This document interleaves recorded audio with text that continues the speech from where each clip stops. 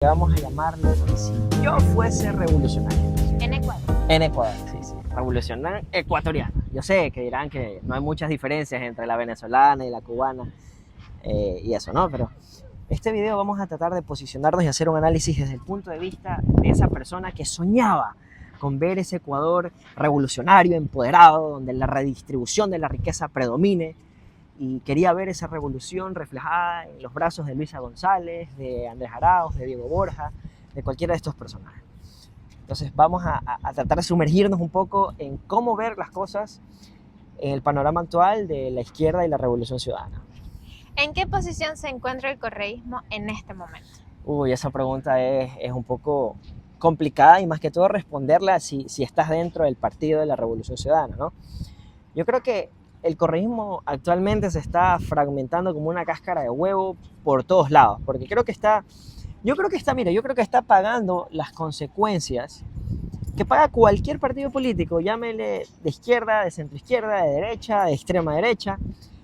Ese error que puede cometer cualquier partido político de hacer que su partido político gire en torno a una figura, porque cuando esa figura cae consigo todo lo que viene ahí, y no tener una disciplina de partido en la que dé igual quién sea el líder, pero haya cualquier persona dispuesta a cargar una ideología que esté dispuesta a defender esa ideología y cargar la antorcha de sea lo que sea que defienda ese partido político, en este caso la Revolución Ciudadana, ¿no? ¿Cómo se ha deteriorado el correísmo en los últimos años?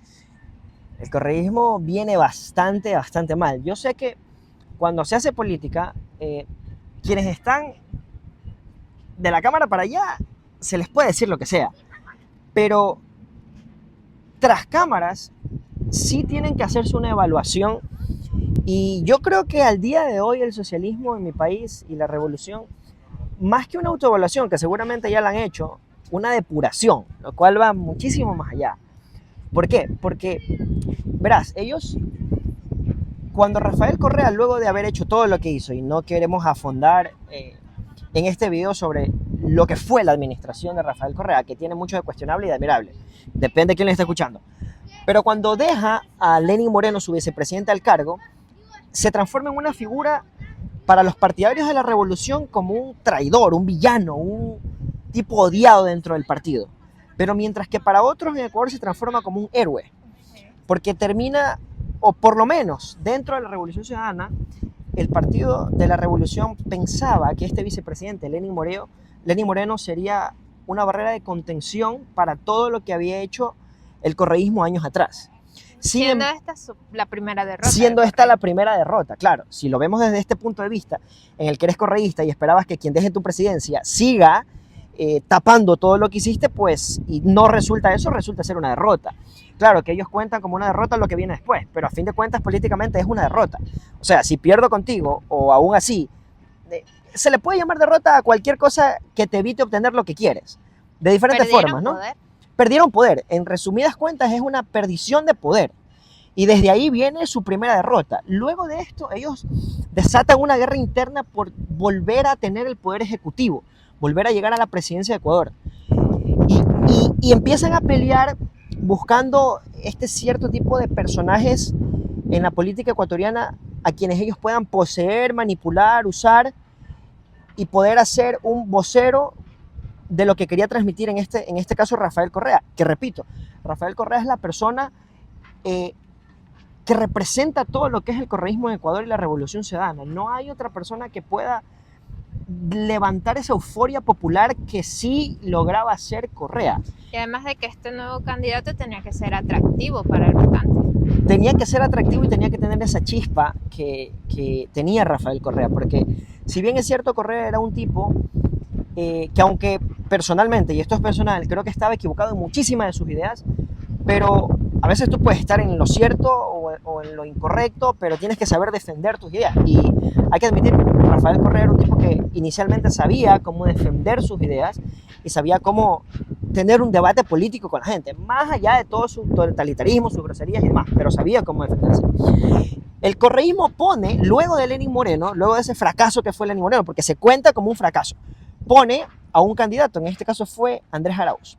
tratan de hacerle un lavado, de decir, bueno, aquí tenemos un candidato joven, un candidato que promete, un candidato, etcétera, etcétera, etcétera. Un sinnúmero más de cualidades que le puso el correísmo para enfrentar a un Guillermo Lasso que años atrás ya venía tratando de llegar a la presidencia. Un candidato que rozaba la centro derecha, rozaba por ahí, agarró votos de los sectores de derecha que hay, de los sectores que no estaban conformes con el correato, los cuales son muchos, agarró y aruñó un poco de votos de sectores liberales también, pero al fin de cuentas ese periodo no duró mucho, duró 3 años y algo, y la postura, esto vale recalcar, la postura que tomó el correísmo luego de haber perdido con Lenín Moreno y luego de haber perdido contra Guillermo Lasso era crear un país inestable. Daba igual el presidente que llegue al cargo, el objetivo de ellos es crear un país ingobernable, desequilibrarlo y hacer obstrucciones en la asamblea. Entonces esa es la carta con la que el correísmo ha venido jugando. Pierden con Andrés Arauz por muchos factores, pero dentro de los factores por los que pierde es el factor en el que el mismo Andrés Arauz se mata por su propia boca. Hacía declaraciones como diciendo, sí, vamos a reunirnos con los 10 más buscados del país.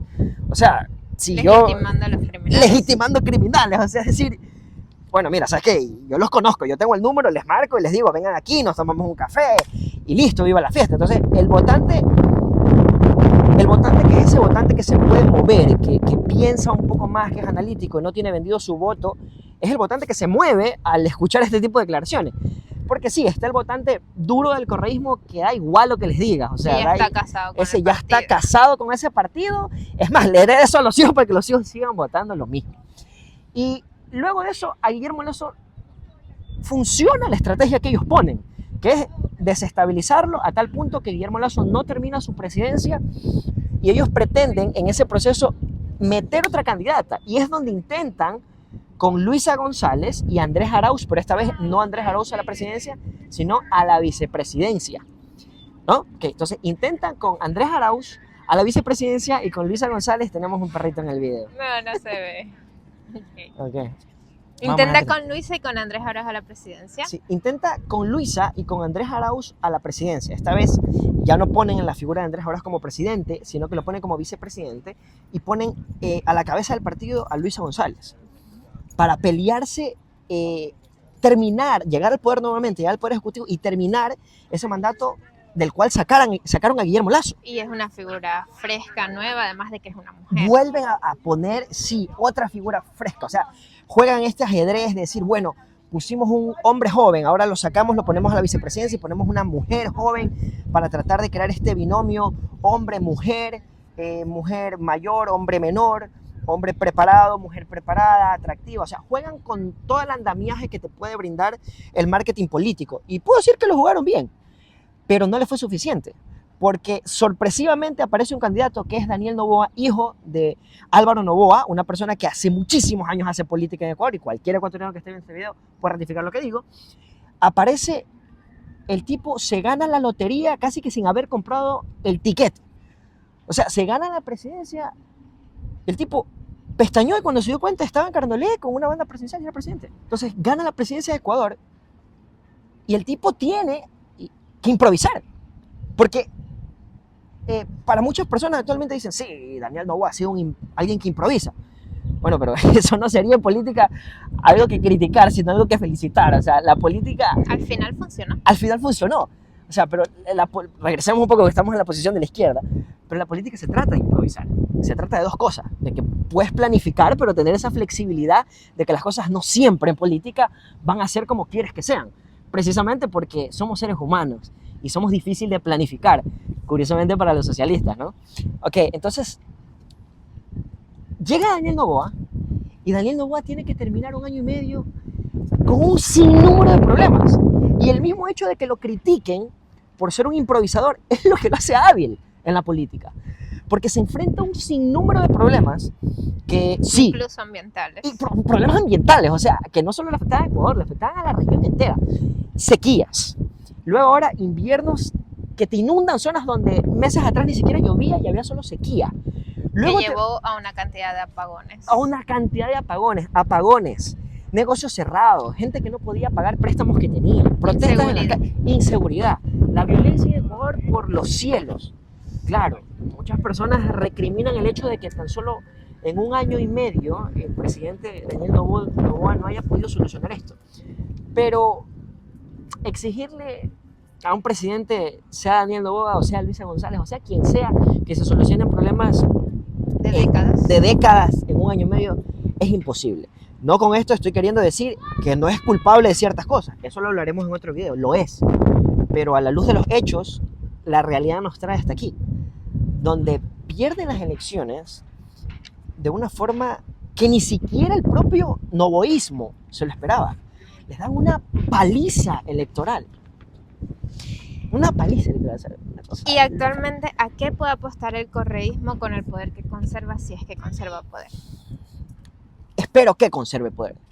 Y lo digo porque indiferentemente de tener mi corazoncito en la política, no estoy diciendo cuál es realmente en este momento, pero indiferentemente de cuál sea, existe y debe existir una oposición. Eso forma parte de un gobierno democrático.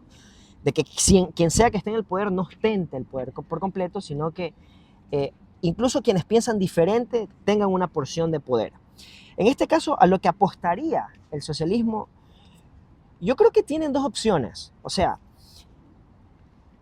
o se terminan de deslindar de la figura de Rafael Correa. ¿Se puede un correísmo sin Correa? ¿Se puede un correísmo sin Correa? Eso es algo que solo dentro del Partido de la Revolución Ciudadana deben analizar y sacar sus propias conclusiones. Porque, a ver, si yo fuese... Yo creo que hay 2 tipos de... Antes de las elecciones, habían 2 tipos de correístas. Los correístas que tenían intenciones de tener un poder político en la asamblea, de tener poder político en un municipio, de trabajar en el gobierno, eran uno, que pretendían llegar a tener poder, pero no lo tenían. Y los otros que sí lo tenían y pretendían que la Revolución Ciudadana llegue al poder para ellos reforzar ese poder que tenían. Entonces, dada la realidad actual, donde el socialismo ha perdido de forma abrumadora, yo creo que pasan 2 cosas. Y es algo que pasa en el fútbol, el típico camisetazo. O sea, si yo estoy, por ejemplo, en la asamblea y me doy cuenta de que mi partido no ha ganado y más bien ha perdido de una forma contundente y ahora me encuentro en una asamblea en minoría y con un poder ejecutivo, o sea, un presidente totalmente contrario a mí, pues me quedan 2 opciones. O sea, el buen político sabe adaptarse y para adaptarse en este caso tendrá o que hacer 2 cosas. O sumarse a esa nueva mayoría y esa nueva realidad de Ecuador, que es el novoísmo. Me refiero a políticos de izquierda revolucionarios ahora vendidos al novoísmo, que pretenden colaborar y ceder. O en otro caso, quienes pretendan hacer oposición. Yo creo que tienen que haber una reflexión interna de que si yo soy político y a mí me ofrecen participar en algo para la Revolución Ciudadana, tendría que cuestionarme realmente si tener la venia de Rafael Correa es una bendición o una maldición. Es moralmente en desventaja. Sí, es que ahora más o menos tú te estás dando cuenta de que ya tener a Rafael Correa es un lastre. Es un lastre político. Un prófugo. Es un prófugo que ahora no tiene poder político, tiene influencia, sí, pero es una influencia en clara tendencia a la baja. O sea, un tipo que cada vez va a peor. Que toda persona que trata de vincularse y tener el aval de Rafael Correa es un poder que no le alcanza para absolutamente nada. Alcanza sí para hacer una oposición, pero no alcanza para nada. ¿Cuáles son las consecuencias de negar los resultados? Mira, eso es bastante complicado. Pero el propio hecho, empecemos por algo, el propio hecho de que la misma Luisa González tenga la libertad de decir que sale a negar los datos y que piensa apelar los datos y que tenga instrumentos e instituciones que le permitan esa apelación, derrumba todo lo que ella ha dicho anteriormente, que Ecuador se está convirtiendo en una dictadura. Porque a las dictaduras no se les permite este tipo de cosas. Entonces es contraproducente por ahí. El día de las elecciones, ella decía que ellos tenían datos para ratificar que ganaron las elecciones. Y entiendo, el correísmo apelaba a eso, que tenía datos. Pero el novoísmo, el partido Novoa, también decía lo mismo. Entonces, si nos ponemos en una posición de izquierdas y derechas, ¿quién tiene razón? Y es por eso que existe la institucionalidad. Y es por eso que existen instituciones como el CNE. Y es que se apoyaron en veedores internacionales. Y se apoyaron en veedores internacionales. Es decir, aún si el CNE, que es una institución, que ha sido cuestionable, sí, como cualquiera, pero que ha sido bastante pragmática y clara con el resultado de las elecciones. Es el mismo CNE que Rafael Correa le ha dado victorias aplastantes. Es el mismo CNE que ha puesto presidente al mismo Rafael Correa. Entonces es como quejarte de que no te gustan los veredictos cuando no te favorecen y los cuestionas cuando no te favorecen. No me parece que es correcto, pero la política se juega así y definitivamente está en su derecho de apelar. Ahora bien, no solo eso, no solo el CNE fue partícipe, como debería ser, en las elecciones de Ecuador, sino que hubieron veedores internacionales, OEA, eurodiputados, más de 100 eurodiputados, más de 100 representantes de la Unión Europea distribuidos en todo Ecuador. Entonces, decir que hubo un fraude electoral no cabe. A menos que Rafael Correa o el correísmo pretenda decir que no solo está equivocado Daniel Noboa, lo cual es posible, pero que conjunto a Daniel Noboa está equivocado el CNE, están equivocados todos los europeos, están equivocados los eurodiputados, están equivocadas las organizaciones internacionales que estuvieron como veedores de las elecciones. Es un despropósito. Yo creo que ya solo en la cabeza de la persona de izquierda que está tan aferrada a la idea ya un poco religiosa de Rafael Correa pueda negarse a lo evidente, de que han venido en declive definitivamente. Incluso internacionalmente se han fragmentado, porque el propio hecho de que Luisa González salga a no reconocer los datos los hace entrar en una disputa interna de partido. Y lo vemos de forma interna y de forma externa. ¿Qué pasa internamente? Internamente dentro del propio partido y dentro de Ecuador pasa que muchos alcaldes, que como puse en el ejemplo anterior, tienen poder, tienen que cuidar sus intereses. Porque sí, ideología es ideología, pero intereses prevalecen a la ideología. Por lo general la ideología suele permanecer en quienes estamos acá, en quienes no tenemos un poder político, pero cuando lo tienes lo que prevalece son los intereses. Y los políticos que eran de izquierda, que tienen intereses que cuidar, en este momento le están diciendo a la misma candidata de la revolución, no, usted sale y acepta los resultados. ¿Por qué? Porque me sabe un carajo. Quienes seguramente se van a poner en la posición de defender lo que ella diga son personas que no tienen poder ahora mismo, donde está Luisa González y otros cuantos que la seguían, como el sin alcaldía, sin candidatura. O sea, quienes están en alcaldías y están en poderes políticos ahora van a quieren conservar su poder. Y los intereses van a prevalecer mucho más que lo ideológico. Y eso internamente. Ahora externamente tenemos otra conclusión. La conclusión afuera es que tenemos políticos que siguen siendo de izquierda, porque este video se trata de hablar de la izquierda, que siguen siendo de izquierda, como Gabriel Boric de Chile, quien inmediatamente salió a reconocer la victoria de Daniel Noboa. Presidentes que en su momento fueron partícipes y líderes importantes del mismísimo Foro de Sao Paulo. Foro de Sao Paulo que pretendía ser la copia y pega de la Unión Soviética en Latinoamérica en la época del castrismo. Ese tipo de izquierdas ha salido a reconocer a Daniel Noboa. Entonces, ¿con qué se queda internacionalmente Luisa González? ¿Con Maduro? O sea, ¿me puede decir alguien con sentido común que tenemos algo que envidiarle a Nicolás Maduro? No hablo del pueblo venezolano, hablo del gobierno nefasto de Nicolás Maduro. ¿Con quién nos quedamos? ¿Con quién se queda Luisa González? ¿Se queda con Ortega en Nicaragua? ¿Se queda con los Castros en Cuba? ¿Con qué se queda? Entonces, yo creo que por ahí va la situación. Entonces, ¿cómo termina esto? Yo creo que el futuro, sí, para terminar el video, mirar al futuro de la Revolución Ciudadana, yo creo que tienen dos caminos. Si quieren seguir existiendo en Ecuador como partido y como oposición, la única forma de que esto funcione para la Revolución Ciudadana es deslindándose completamente de Rafael Correa. Que terminen aceptando que se convirtió en un lastre y no en una ayuda, en un peso y no en un trampolín político, y puedan capitalizar ese nicho de votantes que tiene. Porque sí, hay gente que se mueve en votaciones entre correísmo y no correísmo, pero hay gente que vota por el correísmo y ahí hay un capital político que alguien puede tomar. Pero para tomarlo y hacer que una vez que tomes ese capital político crezca, necesitan definitivamente despojarse de todo lo que tenga que ver con Rafael Correa. Y venderlo como una buena idea. Y venderlo como una buena idea. Claro, eso es un buen punto. Y no venderlo como un acto de traición. Sería traición dentro de otra traición. Sería bastante cómico. Y otra de las cosas que tendría que hacer el socialismo revolucionario para seguir existiendo como partido político es empezar a hacer con el poder que les queda en la asamblea una oposición digna. una oposición que hace Necesaria.